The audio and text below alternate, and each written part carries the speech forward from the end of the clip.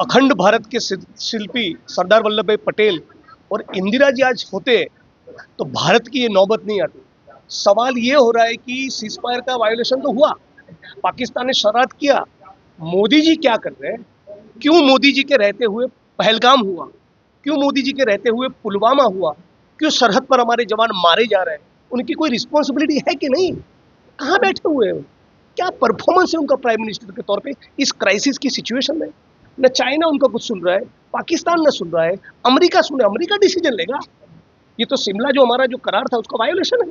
Trump Hindustan और पाकिस्तान के बीच में क्यों आ रहा है? क्या, मेरा ये सवाल है कि क्या कहीं ना कहीं जो मोदी जी अपने दोस्त है उनको बचाने की तो कोशिश में नहीं लगे? भारत पाकिस्तान के बीच सीज फायर के बाद देखिए कांग्रेस के नेता खूब गुस्से में हैं।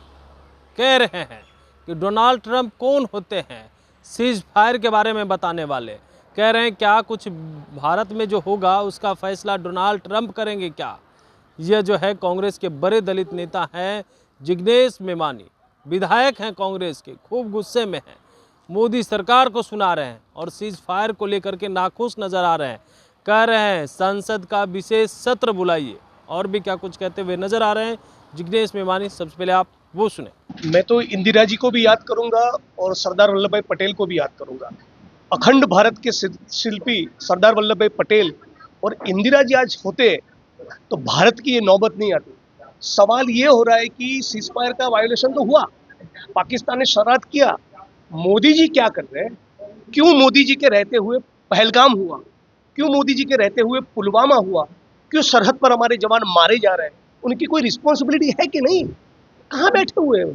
क्या परफॉर्मेंस है उनका प्राइम मिनिस्टर के तौर पे इस क्राइसिस की सिचुएशन में? न चाइना उनका कुछ सुन रहा है, पाकिस्तान न सुन रहा है, अमेरिका सुने, अमेरिका डिसीजन लेगा। ये तो शिमला जो हमारा जो करार था उसका वायोलेशन है। तो इसलिए इंदिरा गांधी की याद आ रही है। मोदी जी बात करते 56 इंच के सीने का, राइट, लेकिन जो परफॉर्मेंस होना चाहिए वो तो कोई है ही नहीं। तो मैं उम्मीद करता हूं कि पूरे देश और दुनिया से आतंकवाद खत्म होना चाहिए।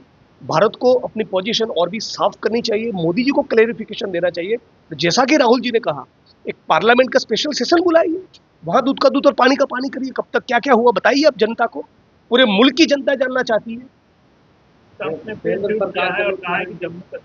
सवाल ये हो रहा है कि ट्रंप हिंदुस्तान और पाकिस्तान के बीच में क्यों आ रहा है? क्या, मेरा ये सवाल है कि क्या कहीं ना कहीं जो मोदी जी अपने दोस्त है उनको बचाने की तो कोशिश में नहीं लगे? अडानी जी के खिलाफ केस भी चल रहा है, तो क्या उनको तो बचाना नहीं चाहते? जो भी है, प्रधानमंत्री को पार्लियामेंट के फ्लोर पर सफाई देनी चाहिए। तो आपने सुना, जिग्नेश मेवानी कांग्रेस विधायक हैं, खूब गुस्से में हैं, बिहार पहुंचे हैं, मोदी सरकार पर तंज कस रहे हैं।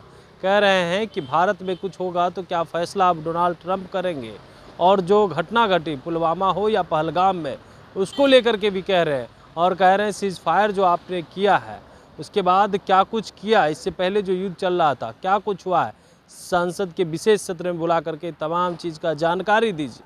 कमलेश कुमार, लाइव बिहार, पटना।